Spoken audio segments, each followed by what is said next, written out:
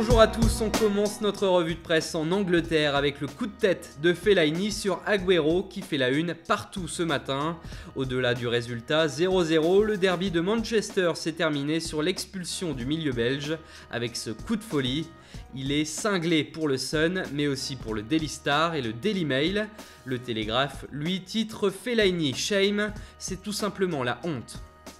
Toujours concernant Manchester United, mais cette fois-ci à la rubrique Mercato, on trouve en une d'Abola une information concernant un presque accord entre Benfica et United pour Lindelof. Le défenseur suédois devrait être vendu 45 millions cet été à la demande de monsieur José Mourinho. Mais ce n'est pas la seule piste que suit le Special One visiblement, puisque le média italien La Stampa parle de la tentation de Mourinho pour Andrea Bellotti, le buteur du Torino.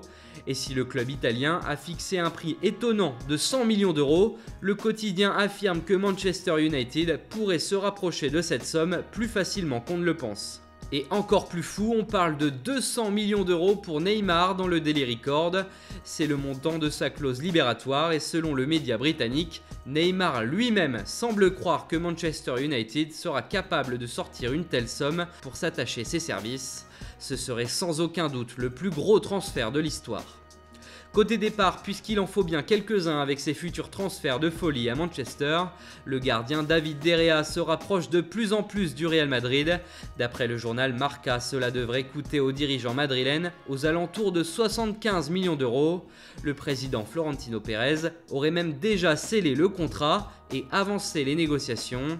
Un transfert qui commence à sentir bon. Chez le rival au Barça, on veut également attaquer de pied ferme ce mercato estival. À la une d'El Mundo Deportivo, on peut lire que l'agent de Marco Verratti et les dirigeants du FC Barcelone se sont rencontrés pour un éventuel transfert de l'Italien. Néanmoins, le problème reste le même, le PSG ne veut pas le lâcher.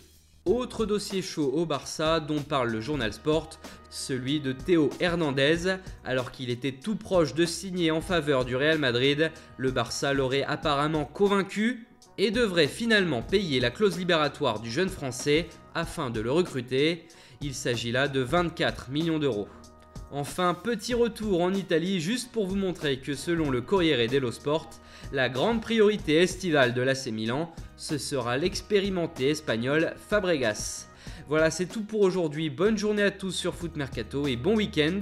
On se retrouve dès lundi matin pour une nouvelle revue de presse.